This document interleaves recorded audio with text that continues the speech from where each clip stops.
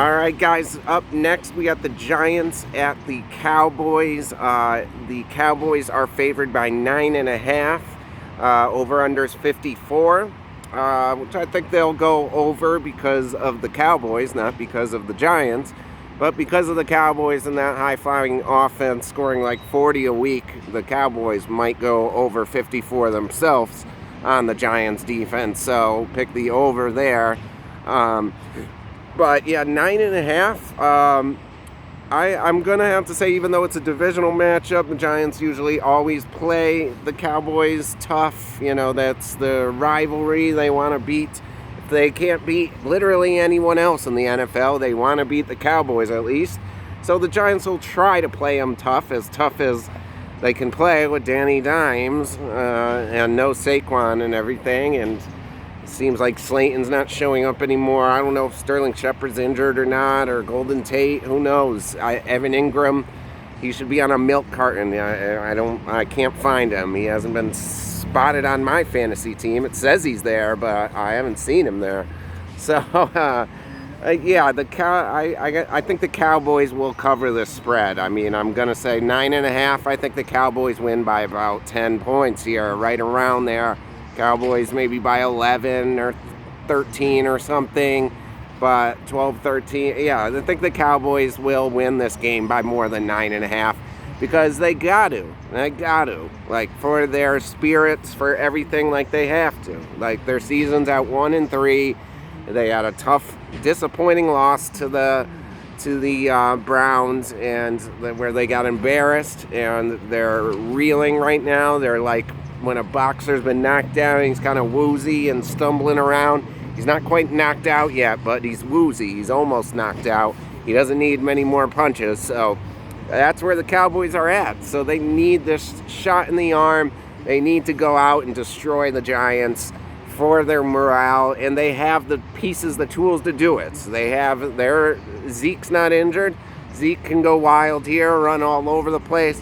You got Amari, you got CeeDee Lamb, you got Gallup. No one's injured out there.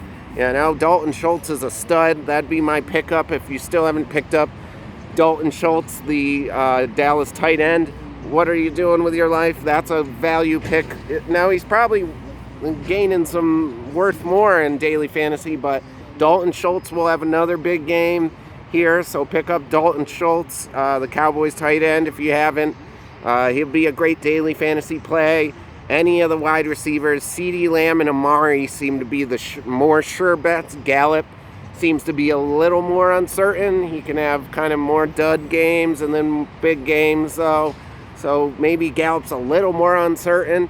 But CeeDee and Amari, definitely Amari is like a sure 20-pointer every week. So if you want, pick up Amari because he's going to go crazy this game. He went crazy against the Giants last year, if I remember correctly, and he'll do it again. Pick up Amari, pick up CeeDee Lamb. Will have another big game because he's CeeDee Lamb. That guy's going to be a superstar. He's like a Tyreek Hill. He's so fast. He can line up anywhere, catch balls anywhere. I love CeeDee Lamb here. I love Amari. I love any of the offensive players on the Cowboys.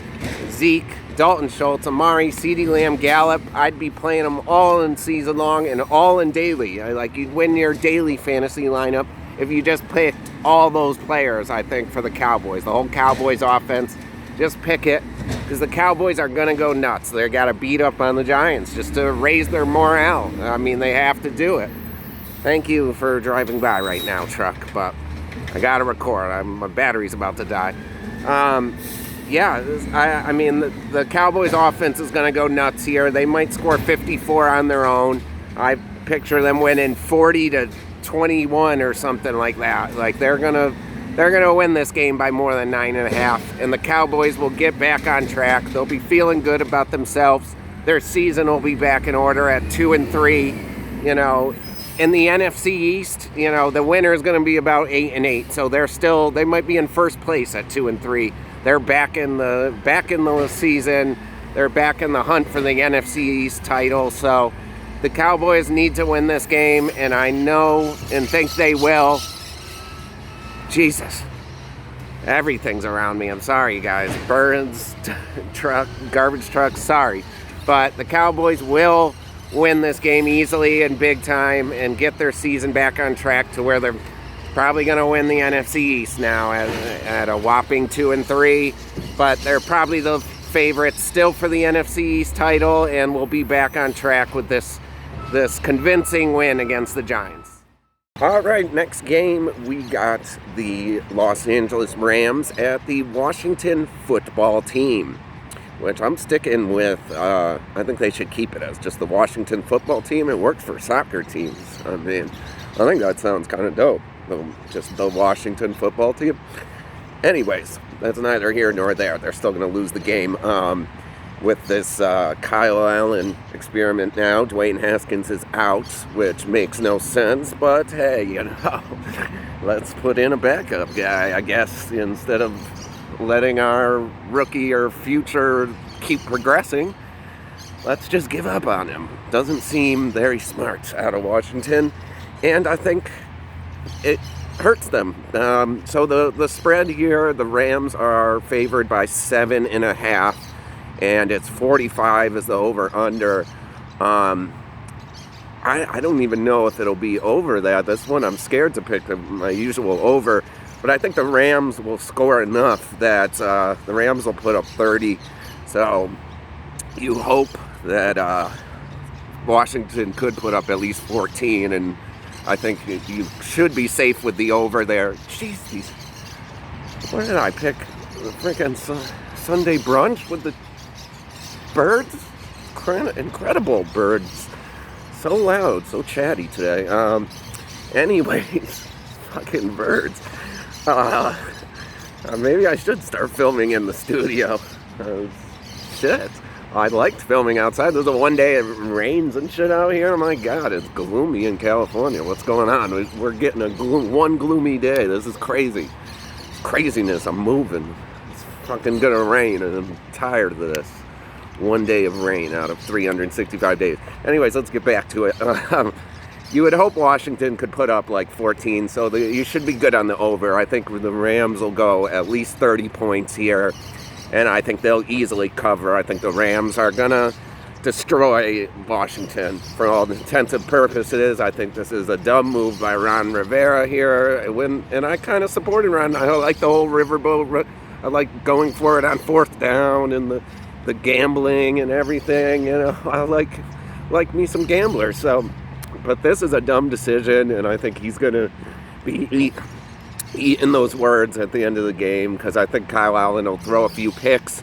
That's if I could get the Rams defense in daily fantasy, that'd be my pick here, is the Rams D. Because I see Kyle Allen, I keep wanting to say Josh Allen, that's a great quarterback. Kyle Allen, not a great quarterback. That's the difference there. Both Allens, one's really good, one not so good. Anyways, yeah, I think he'll throw at least 2 picks. There'll be turnovers. If you could get the Rams D in daily fantasy, I might invest in that for sure. So we'll get the Rams D. I just think the Rams are going to have a big day, even though Washington's defense isn't terrible. Like, they're not that bad. They actually put up a few points in daily fantasy. Like, Washington, their corners are all right. They're actually not that bad. But I think this week, I think I'm just feeling it, going off of feeling here. I think the Rams are going to score a lot of points, a lot of offense. I played Darrell Henderson Jr. just like everyone else, because he put up 120 yards in 2 straight games and scored and was on fire. And then all of a sudden you bring back in Malcolm Brown. It just confused the hell out of us. And Darrell Henderson scores like 2 points. It's just, that is mind-boggling to me. It blows my mind. Like, before, why don't you stick with Malcolm Brown when he came back from injury? I didn't get it. So I'd stay away from the running backs for the Rams. Henderson and Malcolm Brown, I'm staying far, far away from that situation, because I don't know who to start. I can't tell you. Who knows? We're all going to find out on Sunday who the McVay's playing. It probably will be Henderson this week, so I don't know. But it could be Brown. Who knows? I'm staying far, far away from that running back situation. Don't play Malcolm Brown or Darrell Henderson. If I were you, I wouldn't, because who knows who the hell's going to play. Could be neither of them. Could be some third string guy I haven't even heard about yet. You know, so could be someone new. So who knows there? Stay away from them. But obviously, Robert Woods, you're playing in season long, and you're playing in daily if you want. Robert Woods will have a big game. Cooper Kupp will probably have a pretty big game. I don't know about Higbee. Tyler Higbee also confuses me, so I would stay away from him too. You know, it's I would just stick to on the Rams. Really, Robert Woods, I think he'll have a big day, and Cooper Kupp like usual. I'd stick to those guys. Jared Goff will probably have a big day too. He could be a sneaky quarterback play. Yeah, that's about it for the Rams. In Washington, I mean, who are you playing besides Terry McLaurin ever? And I don't even know if you play Terry McLaurin with Kyle Allen throwing him the ball now. At least Dwayne Haskins was getting one player points, you know, at least. Terry McLaurin was scoring every week or having at least 120 yards. You'd get at least 12, 15 points out of him no matter what every week. Terry McLaurin was having another good year. This hurts his fantasy stock big time. His stock goes down tremendously. I wouldn't start him this week, so I'd stay away from everyone on Washington. Maybe besides Antonio Gibson. Antonio Gibson, their rookie running back for Washington, is finally starting to produce like we thought. In the beginning of the year, the hype was around. He was a new fantasy guy, him and Jonathan Taylor, and you know, everyone thought Antonio Gibson was going to set the world on fire, and he went off real slow, real quiet in the beginning, but he's starting to score. He scored, I think, in 2 weeks straight, had some good games. So Antonio Gibson, maybe a start. I think he'll have a big game because Washington should run the ball. They shouldn't throw the ball. Just don't throw it, Washington. Even though you'll be playing catch-up because you'll be behind the whole game by 2 touchdowns or more, just keep running it or throw it to Antonio Gibson. Just dump it off. Do the college style and just throw fucking screen passes. Oh, I just spilled my coffee. That's how mad I am. Anyways, yeah, so that's it. Man, there's not much good fantasy here, but I got the Rams ahead by a ton, and Washington won't catch up, so... Yeah, I got the Rams winning big here. The Rams will win big, cover the 7.5 spread, and bet the over. Bet the Rams to cover and win big against Washington football team. All right, next game, we got the San Francisco 49ers at the Miami Dolphins. I can't do it with these birds, man. They are killing me. Hopefully I can put that denoiser on this and you guys won't have to hear that. But anyways... Shut up! It actually worked, I think. So 49ers at the Miami Dolphins in Miami, where the Florida governor has permitted the Dolphins to have full capacity, 65,000 people in the stands. They could have the whole stadium full. The first team that is allowed to do that, but the Dolphins themselves, being smart, said we will only have like 20,000, not even. We're going to fill it up to maybe 20% capacity, I think, like usual, like some of the teams are doing. But for the governor to give 65,000, like I'm just saying, if coronavirus is to be feared, that's the easiest place to catch it. In a stadium full of 65,000 people, you can't do that yet. I mean, that's insane. Like, where else? Everyone's coughing and sneezing and fucking spitting and touching each other. That's crazy. You're hugging, you're high-fiving everybody. I mean, that's just a cesspool. My God, everyone will walk out of there with a case of corona. We'll have 65,000 new cases of corona. So that's just a bad idea, is all I'm saying. Where else do you touch more strangers than a football game? I'm hugging people. Both our shirts are off. We're painted letters and we're bumping chests. Yeah, you're getting coronavirus there. My God, with the kiss cam, I think that's successfully done for. But anyways, back to the game. The San Francisco 49ers are favored by 9 points. The over-under is 49, which is kind of high, I was thinking there. Like, that seems high. This one I might go with the under for sure. This would be my one. If that's truly the over-under 49, I might go under there. I'm not going to lie. I'm scared. I'll admit it. I'm scared to go over there. But, yeah, for 9 points, the 49ers are favored by. This is interesting because will Jimmy Garoppolo be back? He's truly questionable, kind of game time decision type deal, but he'll probably be out there. If he's out there, they might be able to cover. But here's what I think's going to happen. Here's the down low. Here's what I heard, which means I didn't hear from anybody.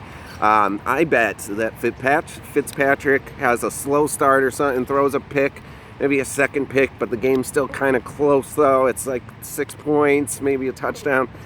Tua starts the second half, like a college football championship remake.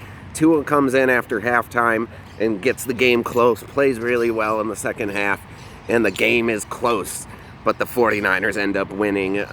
That's what I think might happen here. Like, Tua brings them back to almost winning, but just doesn't quite get there, and the 49ers still win. So that's my prediction here. I think the Dolphins will cover the 9 points, but they will still lose, I think. I think the 49ers will win this game, but I can see if that plays out, if Fitzpatrick has a slow start, doesn't start very well, but the game's within reach, I can see a smart decision out of Flores. He said he'd wait till he's ready and everything. But as long as he's not injured anymore, throw Tua out there. Let's get him some practice, Do the opposite of what the Washington football team's doing. Get your young quarterbacks some practice. That's the only way to practice, is if you're actually doing it. Practice makes practice. I'm not getting better at basketball right now by sitting here and not playing basketball. No one's ever been a better quarterback by sitting on the sidelines wearing a hat. You got to get out there and play. So just let him get out there and play. And hopefully he'll do that. If they're losing by a little bit at half, they think maybe they can win this, get a spark, lightning in a bottle, just like Alabama did, come bring out Tua after half. And I think he plays well and everything, and maybe throws like a late pick, makes that a mistake that he's expected to make when he's learning and everything, and they don't quite win. They don't make the comeback. But on Monday, the whole talk is like, is Tua the next big thing? And all the big hype talk about how good Tua is will be Monday's talk. That's what I think. Everyone will be talking about. Here he is, the next great quarterback, the next Kyler Murray. It's Tua. So that'll be all the hype on Monday on every sports show, and sports shows too. It's like you're all saying the same thing. Why watch a bunch of different opinions? I mean, I know I'm saying this while I'm making a show, also talking about sports. Forget about it. Keep watching sports commentary. No, but yeah, everyone's going to be talking about how great Tua played and how great he looked and how he's going to be the next big thing and how many Super Bowls will Miami win. That'll be all the talk on Monday. But the Dolphins will still lose. I like Devontae Parker. He's finally picking up. He's back fully healthy and everything. I think Devontae Parker has a good game, catches a bunch of passes, especially if Tua is in there. Devontae Parker will have a big game, and that's really all you play on the Miami side. Maybe Myles Gaskin. Myles Gaskin is good for like medium range points, like 10 to maybe 14-ish. That's what I think he gets. Like maybe he scores and gets like 60 yards or something, right in that range, 10 to 14 points. So, I mean, I guess in daily, if he's cheap, you could grab Myles Gaskin. He'll probably, he's got a high floor. Like, he is not going to score 0, but I don't think he scores 25. So, you could play Myles Gaskin if you need, for some reason, if you want to be sure you're going to get like 10 points, but don't expect a huge day out of Myles Gaskin. Expect maybe a top of 14 points-ish. And on the 49ers, like, who do you play anymore? I thought Jeff Wilson Jr. was the go-to, and then they got in Jared McKinnon, and I think they'll keep with Jared McKinnon. They seem to like him the best. He seems to be the 100% starter, Jared McKinnon, and Tevin Coleman. Or is Tevin Coleman injured? I don't know. That's what I'm saying. I don't know who's to start there. I guess Jerick McKinnon if you want to. If he's cheap in daily fantasy, you could play Jerick McKinnon, who probably has a big game. Jared or Jarek? I think Jerick McKinnon. Yeah, he'll probably has a big game, so you can play him. I know Debo's back, but I don't see him producing yet. He's still kind of injured, or he looks still kind of slow, rusty, still feeling it out. So I don't know if you pick Debo, or George Kittle might still be rusty coming back from injury. I don't know if I'd trust him yet, so I don't know if I'd play George Kittle either. And who else is on the 49ers anymore? Whatever happened to Marquise Goodwin? Is he still on there? I don't know. But yeah, I don't know who you really play with confidence.